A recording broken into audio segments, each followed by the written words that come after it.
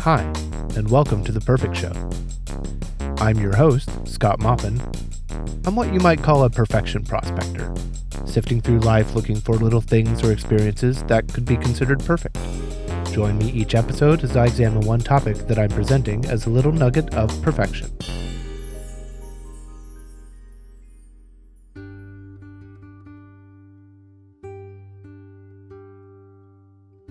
Hey, I want to talk about Superman. It's a self-serving urge because there's a new movie and it's in the zeitgeist, and maybe I can siphon off a little bit of that energy in my direction, sure, but there's also this deep desire I've had for a long time to figure out a way to make a Superman episode for this show. Superman was introduced in 1938's Action Comics #1, created by Jerry Siegel and Joe Shuster, and he has been incredibly popular ever since, appearing of course in comics, but also consistently showing up in other media too. Radio, animation, TV, movies, but I don't think I'm really the guy to give an encyclopedic history of the character. There are definitely shows that cover that stuff well.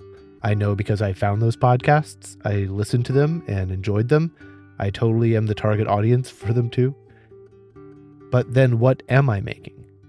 Well, so there's already a ton of stuff that covers the normal basis for the character, but I figured that just frees me up to not have to rehash that and just cover Superman in my own way. Also, Superman is such a rich topic that there's no way I could really even cover it all, so I'm going to have to pick and choose what to include anyway. And after a lot of brainstorming and list making, I was able to narrow it down to 3 pieces that I think would be good to focus on. 3 pieces of Superman that are truly meaningful to me. They are all on the comics side of things, which, with me being a reader of comics for so long, isn't really surprising. I'll get some movie talk in too. I mean, of course I will. But these are 3 pieces that give me real emotions or feelings when I see them, and continue to work like that on me even today.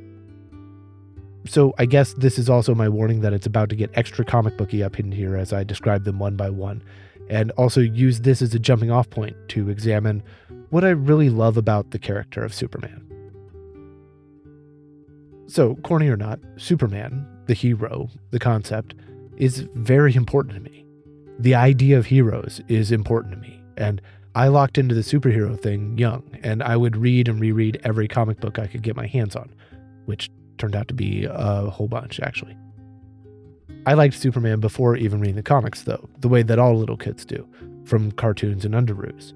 I think as a young child, the appeal of having superpowers is that children don't get much power usually, and Superman is the most powerful hero who can do the most stuff, so he's the strongest magnet for that stuff, that desire to have powers.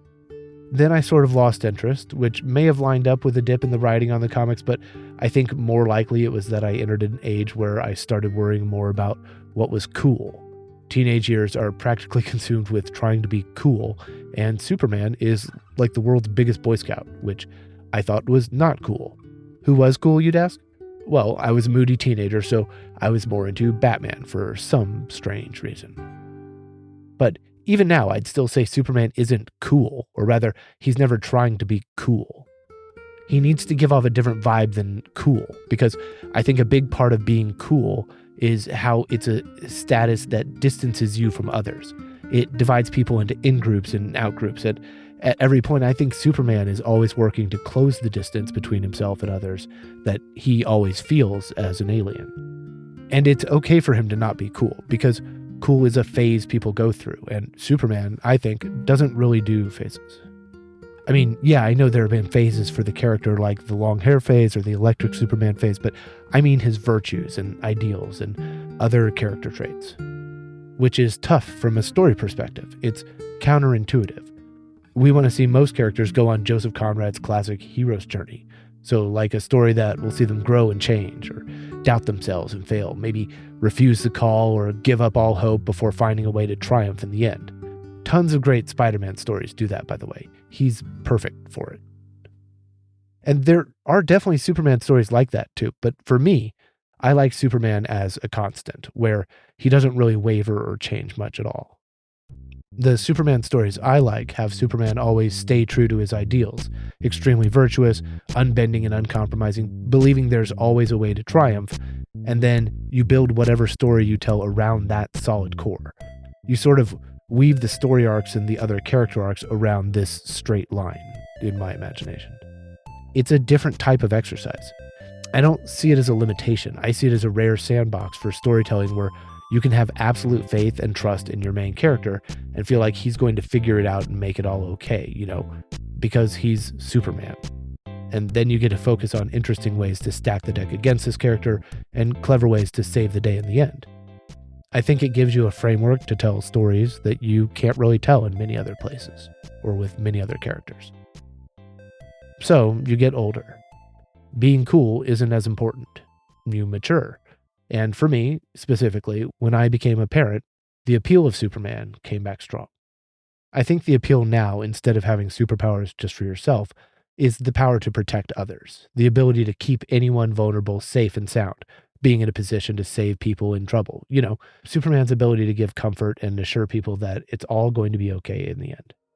When I came back around to Superman as an adult, I think it was in part because the timing was right for me to come back to Superman, but also a number of properties have come out in the last few years that I enjoyed and felt all of them were sort of on the same page as me about the core tone of Superman, and I think those all pulled me back too. So there's a show called Superman and Lois that ran 4 seasons where Tyler Hoechlin played Superman and Clark Kent. He is now a dad on the show, and they explored more nuanced Lois and Clark dynamics as well as parent-kid stuff with both of them. Sure, it's weekly TV, so there were some plot holes and episodes varied in quality. Sometimes you could see the seams on the CGI budget, but I felt like the tone of Superman and all the relationship stuff was always in the right direction. And it's the first live-action media to really have him as Superman the dad that I've seen, which is where the character is in the comics and where I am in life. So I appreciate dad mode for Superman in a way I may not have when I was a kid. Also, I am a comic book guy in my heart of hearts. That's where all this begins and ends for me. And that's also where another bit of recent Superman excitement came from. I heard great word of mouth about a really well-liked run of Action Comics coming out, now collected and known as Superman the Warworld Saga, written by Philip Kennedy Johnson, with a lot of amazing artists. It sets Superman on Warworld, an alien planet, with his powers weakening and being put to the test both physically and of his values and ideals in the process. It's like plunking Superman down in a space version of Spartacus or Gladiator. It's also just such a wonderful exploration of the character and holds true to everything I really like about him. And then there was an animated show I watched with my daughter called My Adventures with Superman. More anime style than previous versions I've seen, and it's so delightful. This one has Lois and Clark both starting out as reporters and Clark just starting out as Superman, but again, the tone is right in this recent wheelhouse of wholesome and good and a Superman who is always troubled by not being able to do more. And now the new Superman movie, directed by James Gunn, which just came out last month, and I'm happy to say also easily slots into the ranks of this stuff that really hits the right tone for me. No spoilers here, so if you haven't seen it, you're fine. But this movie shows a very heart-forward version of the character. I've seen the term Hope Core thrown around online. We see him constantly working to win not just the fight, but win over his opponent, to diffuse the conflict, not overwhelm it. You don't untie a knot by pulling on it harder. We see the Superman that I love, and I feel spoiled that there's so much good Superman stuff right now. He's the hero all others are based on, and either refracted off or reflected against in some way. The character is meant to be the essence of heroics, the most genuine, earnest, and pure version of good you can imagine. Not perfect, but always striving for better and believing in more. The concept refracts not just to other superheroes, by the way, but I think it refracts into real life as well. Real-world heroes exist, of course, but the concept of Superman, specifically, is out there doing good on its own.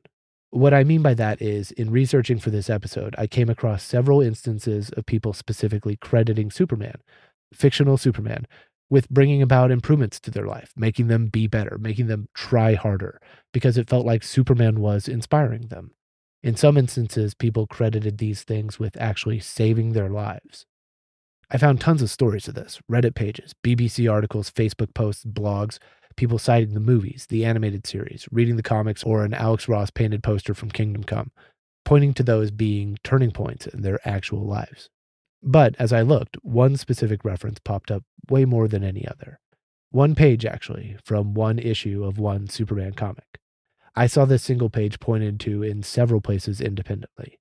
I see people post it just by itself on social media. And if you're a Superman fan, you may already know where I'm going with this.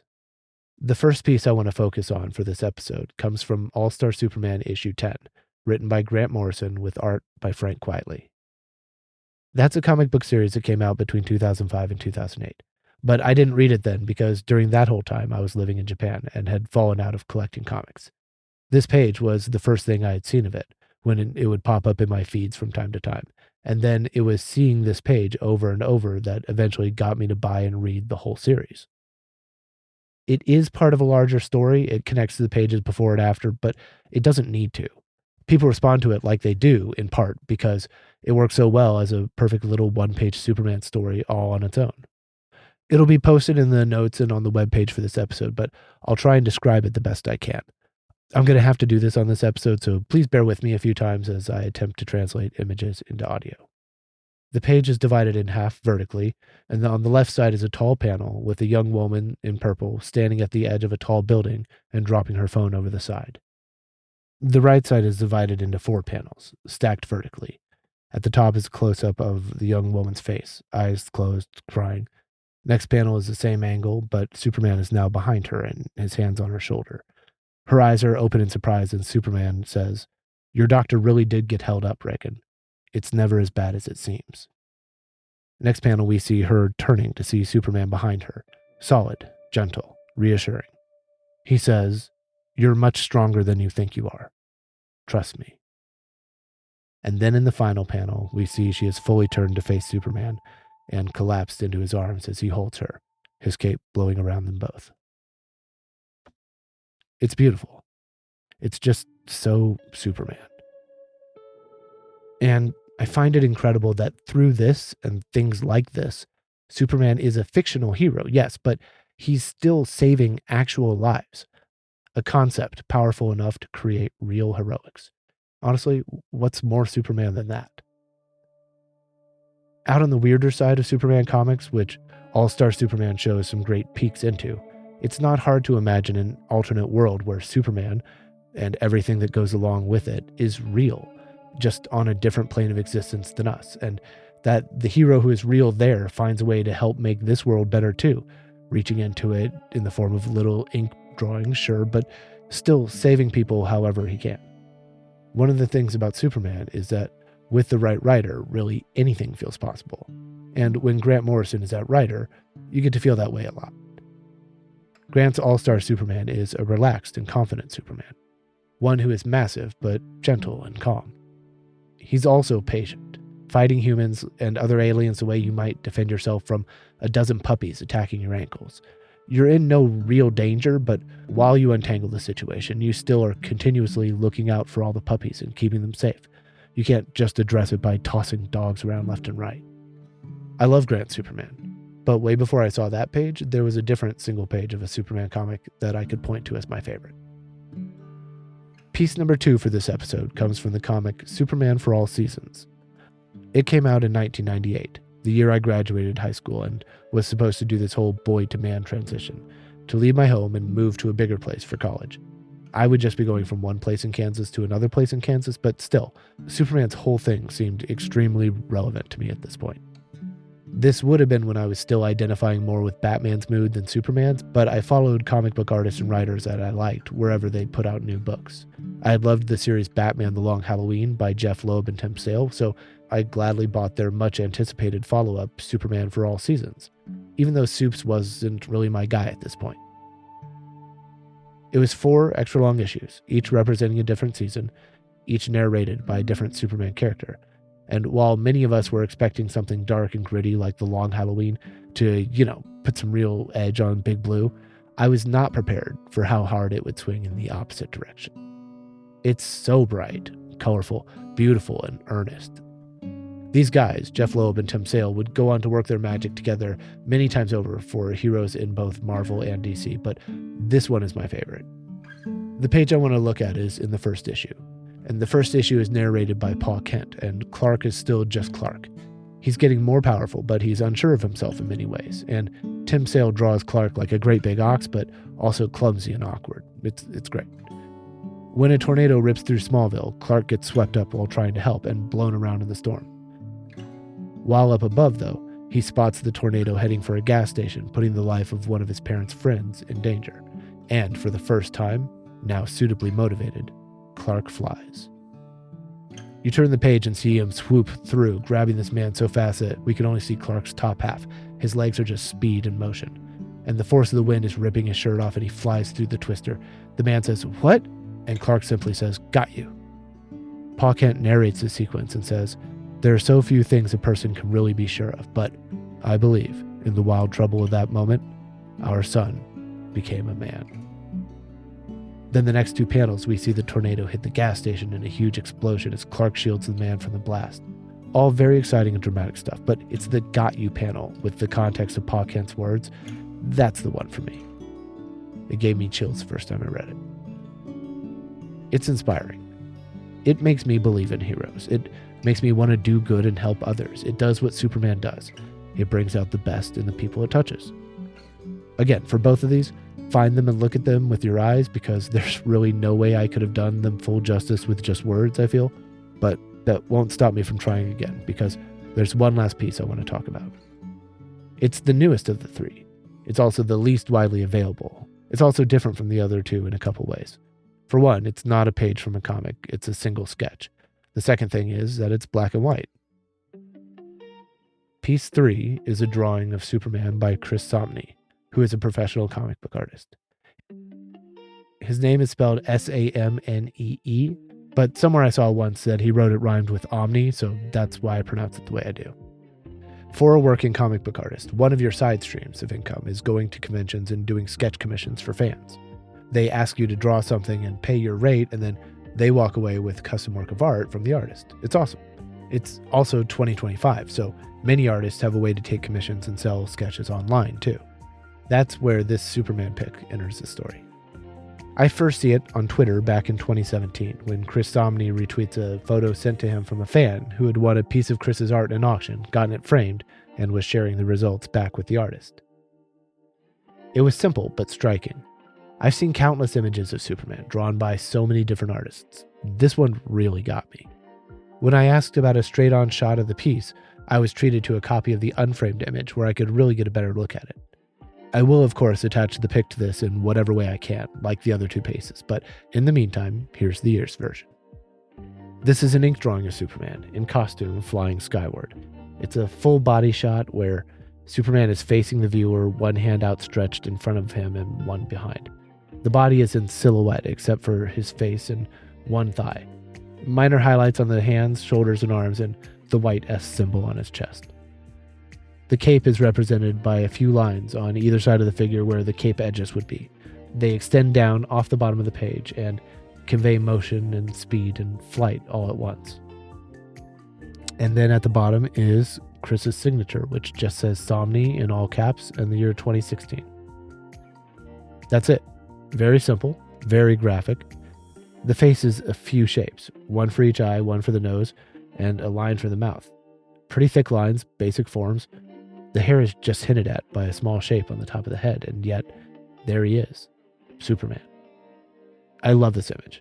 I think it instantly became my favorite image of Superman, and that means it moves to the front of a very long line, but there are just things about it for me that give it that top spot. First, I love Chris's style. I loved his runs on Capote in Kansas, Daredevil, Black Widow, Captain America, Firepower, and just tons of stuff. He was even one of the artists in that Philip Kennedy Johnson run on Action Comics I mentioned earlier. It's all the perfect level of detail for me. I'm not one for more lines being better. I'm usually the opposite. David Mazzucchelli is one of my favorite comic book artists because he would just always use the perfect amount of rendering, and this Superman sketch reminds me of Mazzucchelli's work on Batman Year One in all the best ways. Okay, so I dig Chris's art, clearly, but why this particular image?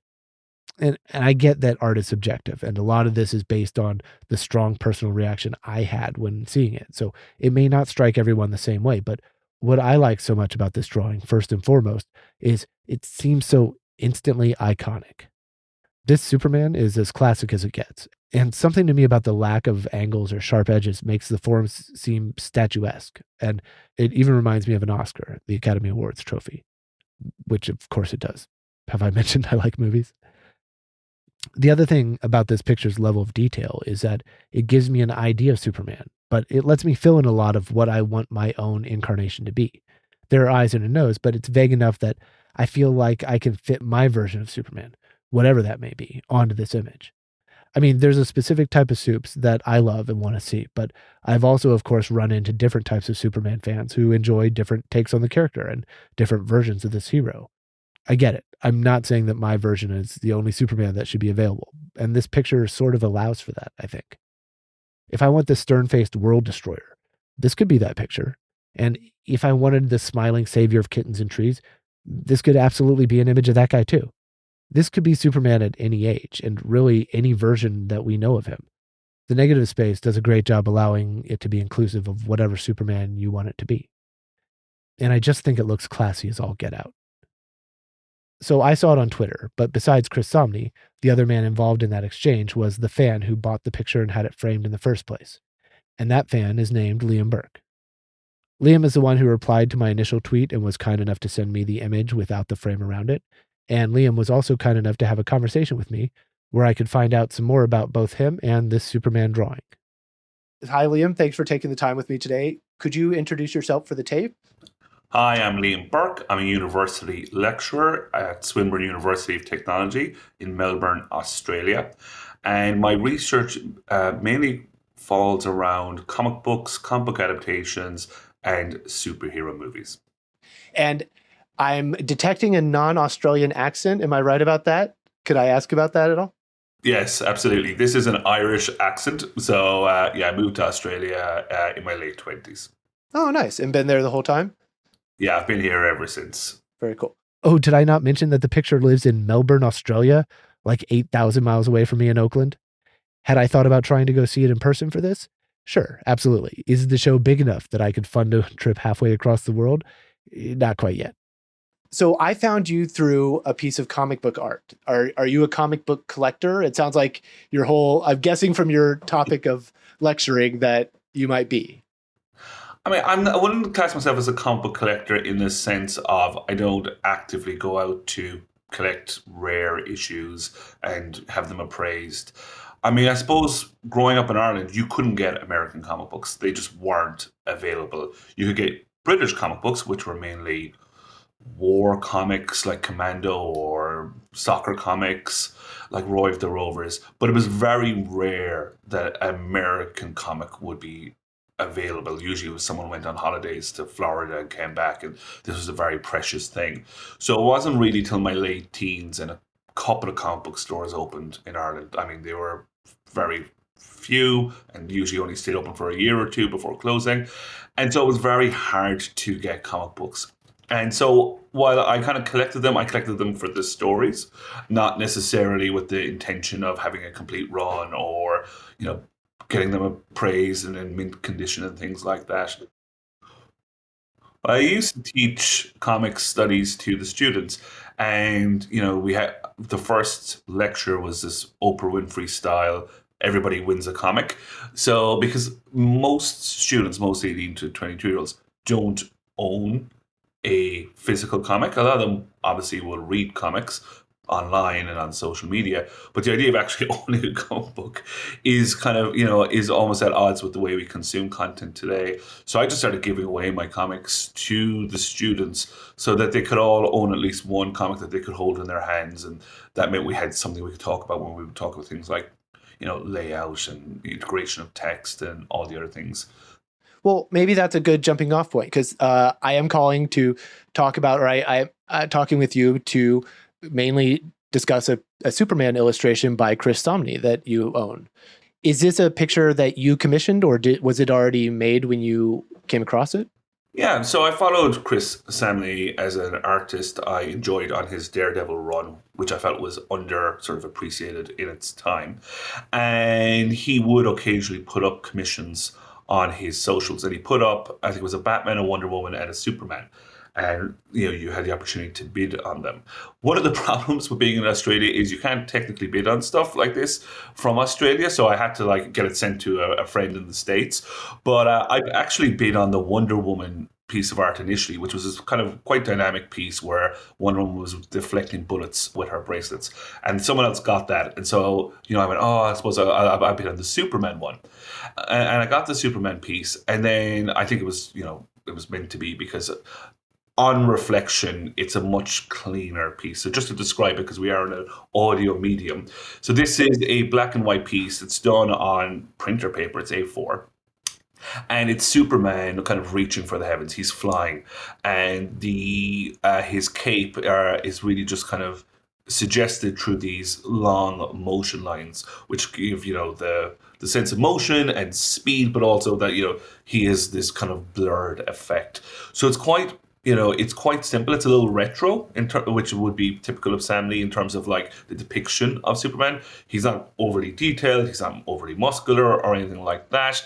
But it is, in this very simplistic black and white sort of image, it is probably the purest distillation of what a lot of us like about Superman, the optimism, the you'll believe a man can fly, and it's, I think, noteworthy when you see the promotion materials for the James Gunn movie that's the image they've gone with. They've gone with the tagline "Look up," and most the poster art seems to be David Cornsweet reaching up, and these sort of obviously those are color, but these kind of expressionistic motion lines that partly convey the costume, but partly convey the speed and the scale.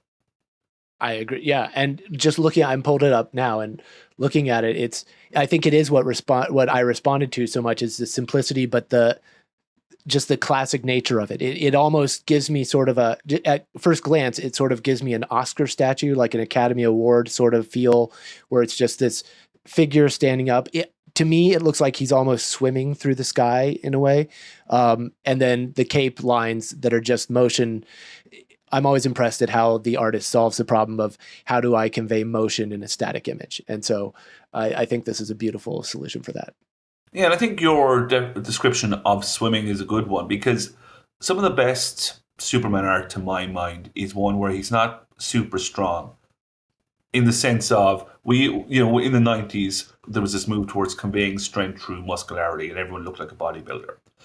And what I really liked about, say, Frank Quitely's work on All Star Superman, like the cover image is Superman sitting on a cloud. So you understand that he's, in this incredibly powerful, near omnipotent being, but there's an ease and a comfort with that power, and he doesn't always need to express that power.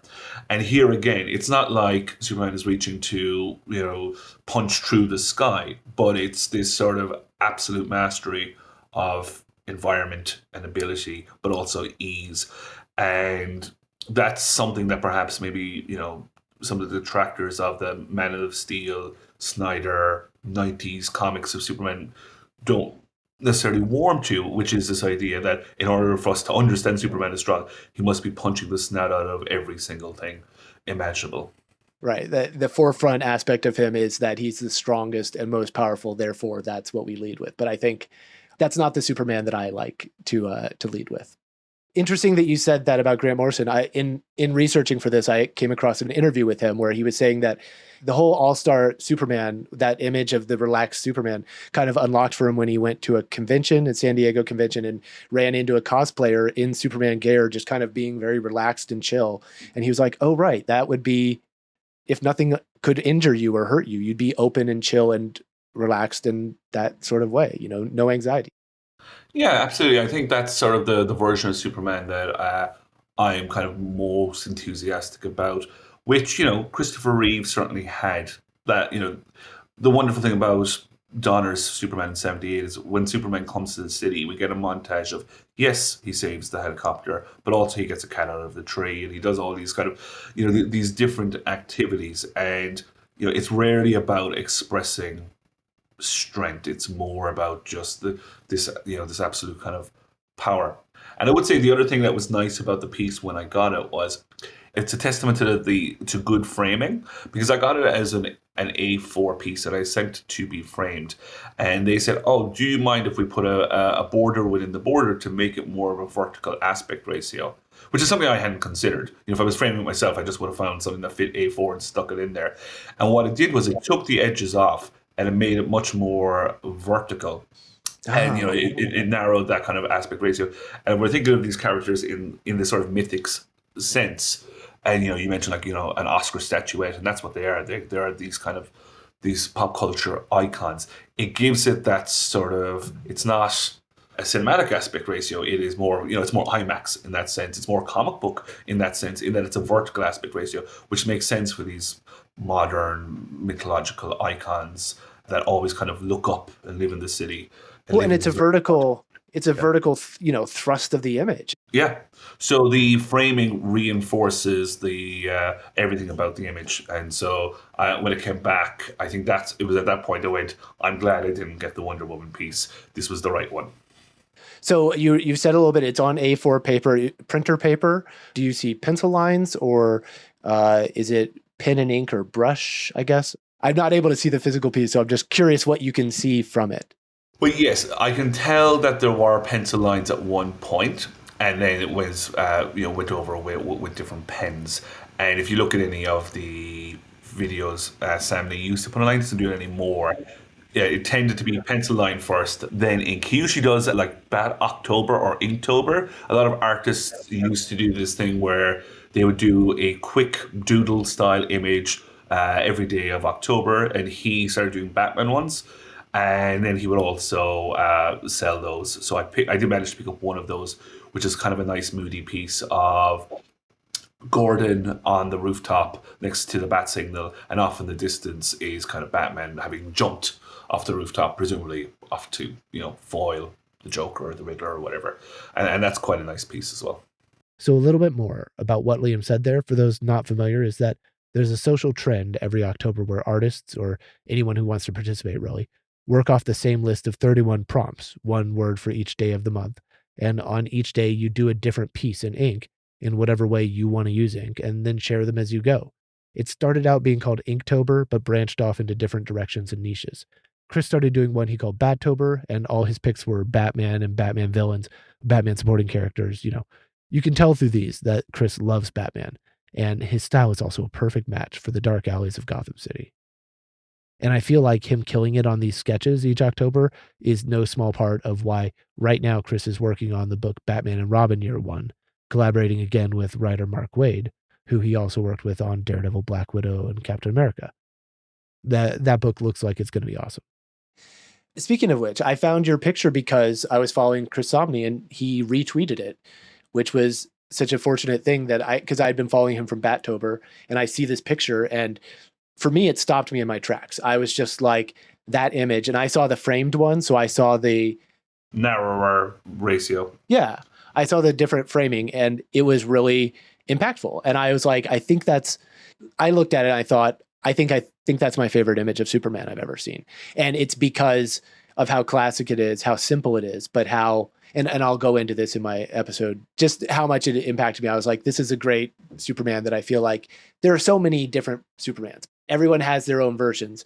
And I feel like this is specific enough that we know who it is, but generic enough that we can map our own version of Superman onto the image, which is what I think I love or am responding to about it. Like it's big enough to be everyone's Superman. I mean, it has the chest emblem, so you know it's Superman. But I think if that was in shadow, you'd still know it's Superman.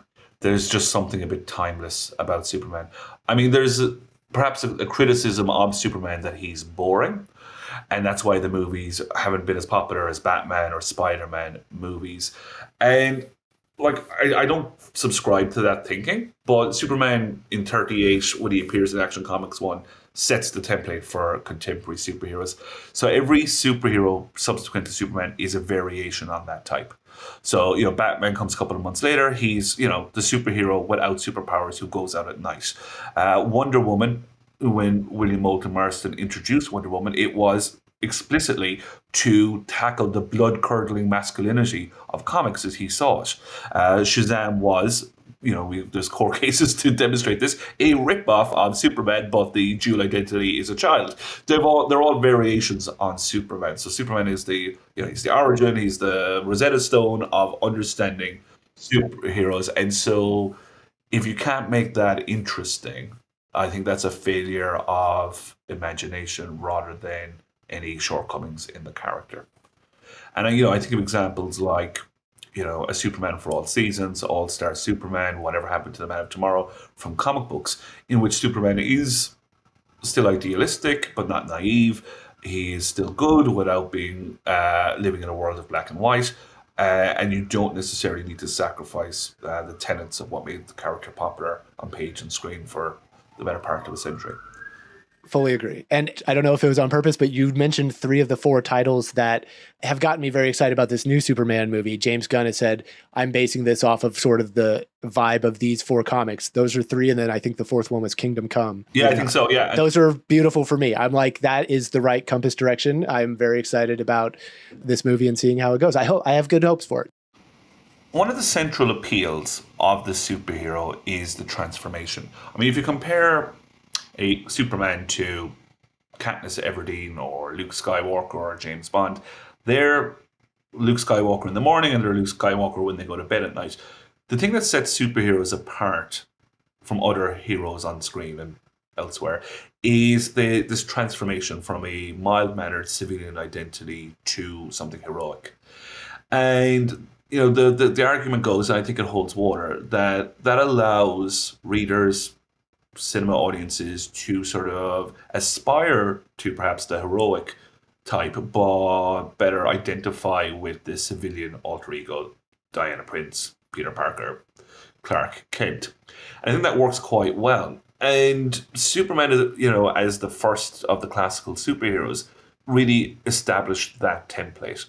And Siegel and Schuster, like most comic book creators of that era, were young, dirt poor European immigrants, and they would have felt that outsider status, and that sort of imbued that character.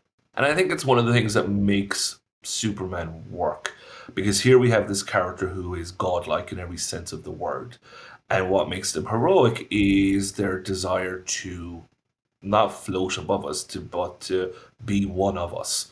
And so I think that's what makes Superman transcendent and timeless and heroic, is the fact that he's down, he's in the mud with the rest of us, even though he could potentially float above. I know you're an author. Is there anything that you'd like to plug, or is there anything we can? I mean, I don't have any new books. Let me think. What could I plug? Oh, we actually have a new-ish book. Yeah. So last year, with some colleagues, we published a book called Superheroes Beyond, which collects essays from lots of academics thinking about superheroes, but the idea of them being beyond what we expect. So that's beyond the United States. It's beyond straight white men, and it's beyond the comic book page. And so this book looks at everything from Colombian superheroes to superheroes in novels and things like that. So that's from the University Press of Mississippi. So anyone who's interested in thinking about superheroes, but think about superheroes beyond the sort of the traditional or the conventional, that book might be of interest. Excellent. And I love the naming convention of Superheroes Beyond. I am very familiar with Batman Beyond. Is the one I introduced my daughter to first when we were going into the superheroes. So much so that when we got to the original Batman animated series, she now calls that Batman Before. So Batman Beyond and Batman Before. That's nice. I love that. But yes, Superheroes Beyond. Would you like people to be able to get in touch with you, or where could people find you? I mean, all my details are kind of online. So you can look me up at Swinburne University. So you can see my profile there, and that kind of links you to stuff, projects I'm involved with. And then also you can email me via the website.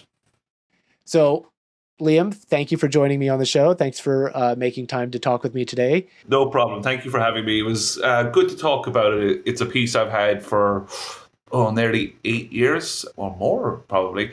And it sits on my wall. In fact, I'm looking at it right now. And it's, I own a few other pieces, animation cells and things like that, but it's probably pride of place. I am very happy that you got that picture because it's beautiful. I think I first saw it in 2017. So I've been a fan since then, and this has been a long-standing thing that I know I've been trying to make the conversation happen. I'm so happy it finally did. So thank you for letting me do this with you today. No problem. And I hope you enjoy Superman. I hope we both enjoy Superman when we get to see it in a couple of weeks. And I said earlier how I've already seen this new Superman movie, but I didn't say the part where I've actually seen it now 4 times. So I really just love taking these periodic 2-hour breaks from the real world and putting myself in that heroic, positive kindness space, you know? Between viewings 2 and 3, I got to be a guest on the podcast Movie Friends to talk about Superman 2025.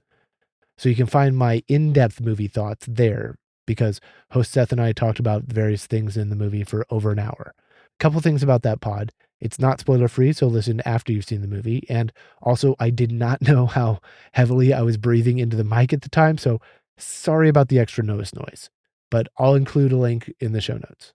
And here's a snippet from Movie Friends that I think fits in well with what we've been discussing here. It's showing Superman just kind of basking in the sun, basking in the warmth of just humanity. And it just felt so human. That affected me a lot too. I don't know. I think you really have to just leave your cynicism when you enter that theater. And otherwise, you're not going to buy into this because it is this, to me, this movie is like corny with a capital C, but in the way that, like, you know, your mom writing you a really lovely note in a Valentine's Day card is corny with a capital C, but you don't turn your nose up at that. You know what I mean? Like, you come to a point in your life where you're like, oh no, this actually is like very lovely. And it's lovely. Love is lovely. And yep. Be sure to check out our full discussion over on Movie Friends. Okay, so now normally before I finish an episode, I like to try and recreate the thing that we're talking about in the present. And I briefly flirted with the idea of this Samnee image being my first tattoo, although I chickened out because, sorry guys, the show isn't big enough for that either yet.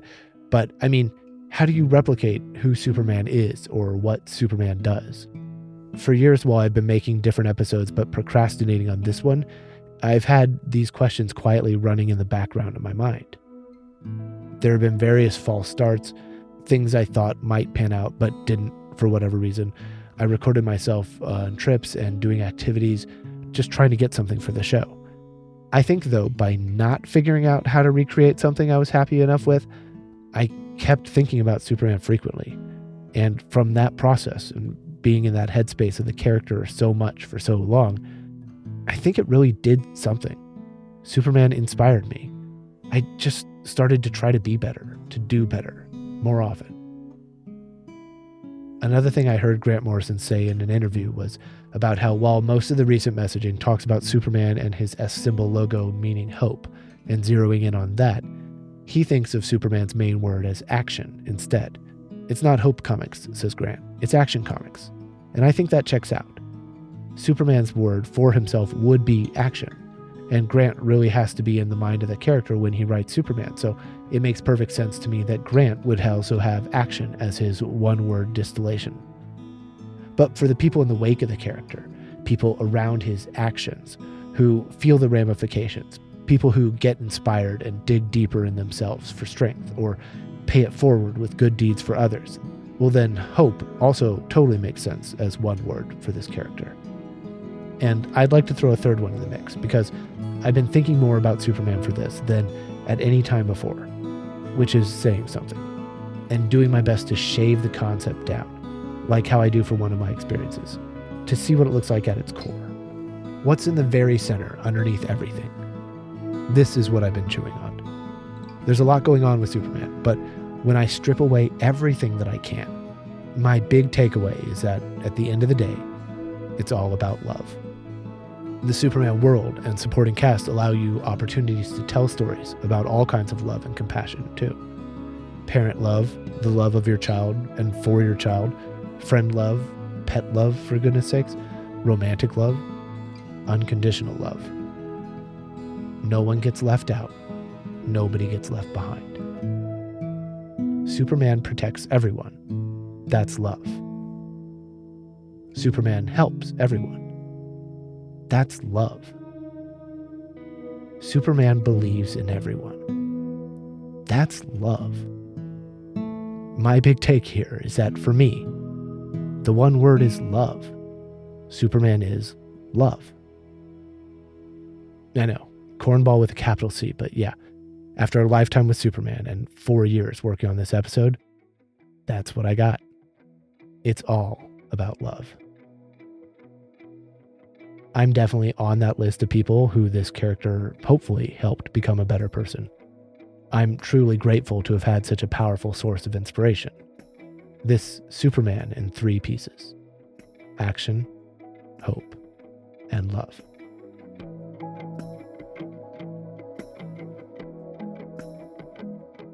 And with that, Superman, which means whatever counts as your Superman, for me that includes all the pieces we talked about already, all of it becomes the next entry into the Perfectorium, the index of perfect things. You can see all the entries to the Perfectorium, including this one, at the direct link for it, perfectshowpodcast.com/perfectorium, spelled how it sounds. Go to the show's website, perfectshowpodcast.com, to see pictures and videos related to each episode. This time, I will of course put up these 3 pieces, as well as a copy of the framed version of Liam Samnee drawing, a few more pics from All-Star Superman and Superman for All Seasons, and maybe some other photos from my failed episode attempts along the way if I find any good ones. Speaking of which, a version of this episode at one point was just me listing favorite pieces of Superman stuff from pop culture, but it just became a giant list and got way too long. Even though that didn't make it through to the final edit, I still want to mention one thing from it. This clip of the 1999 film The Iron Giant, a wonderful story about much of what I've been talking about here, actually. And spoiler warning for The Iron Giant, so if you haven't seen it and don't want to know anything, then fast forward like 30 seconds or so. But near the end, there's this incredible moment where the Iron Giant flies up into the air on his way to stop a missile and save everyone. And as he closes his eyes, we hear him think and then say, "You are who you choose to be." Superman.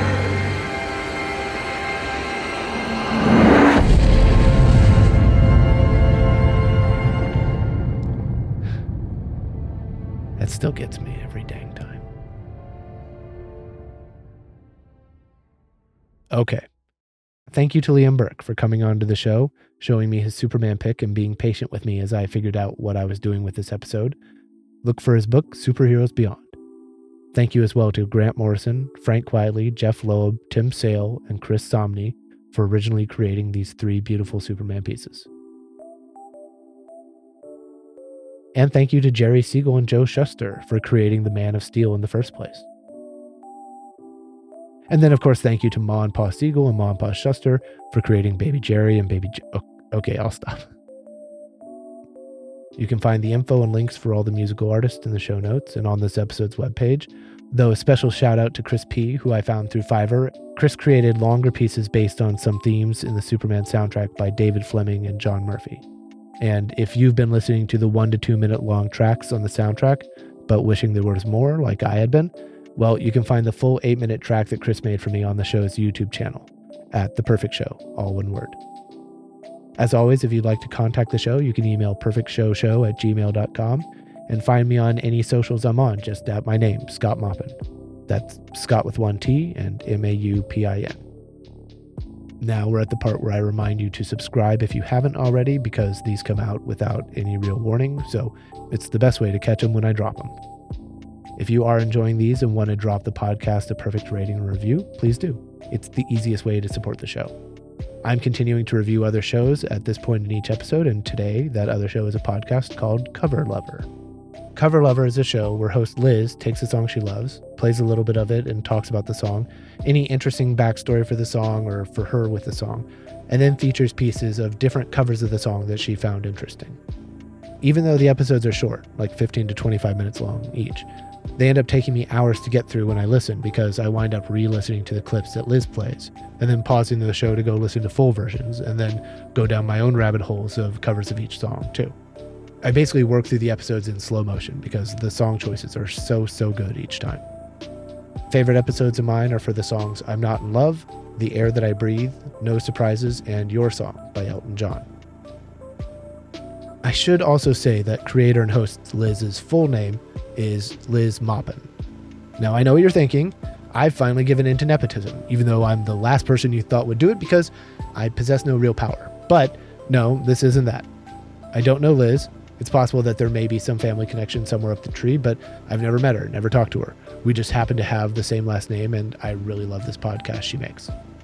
And I'm still saying makes and not made, because even though it's been almost a year since the last episode, I hear it's possible for shows to go that long or even longer between episodes and still come back and start up again. So I'm keeping my hope alive and fingers crossed for more Cover Lover in the future. Then now I'm getting out my iPad to leave the show a nice 5-star review and show you how easy you can do it for the shows that you listen to too. All right. The Purple Podcast app with the little white guy and the 2 circles around his head. In the magnifying glass, type in Cover Lover, Lover. There it is with the show Liz Maupin. And the Cover Lover cover image is like a gradient with pink and orange and green, and then Cover Lover written in 3D letters on top. Okay. So pop into there, scroll down to the bottom, write a review. Boop. And I'm just going to do this and then edit out the downtime, come right back. Okay. So, rating 5 stars, title, Cover Lover is super. Sorry, couldn't resist for this episode. Review. Liz makes an amazing show full of eclectic music choices for both the subject and the covers of each ep. I love listening to her brain in podcast form, and I've heard each episode probably 4 or 5 times now. Incredible podcast, ! And submitted. There we go. This episode was recorded and mixed at Milky Way Studios in Oakland, California. And remember, you always have the ability to be more like Superman. Sure, none of us have Superman's powers, but then again, that's not really what makes him Superman, is it? Other people have taken his powers and they don't act like Superman. Meanwhile, even without his powers, Superman still does. But of course, I mean, it would be pretty sweet to be able to fly around and shoot lasers out of your eyes. Obviously. Anyway, until next time, I'm Scott Maupin, and thanks for listening to The Perfect Show. I can eat 50 eggs.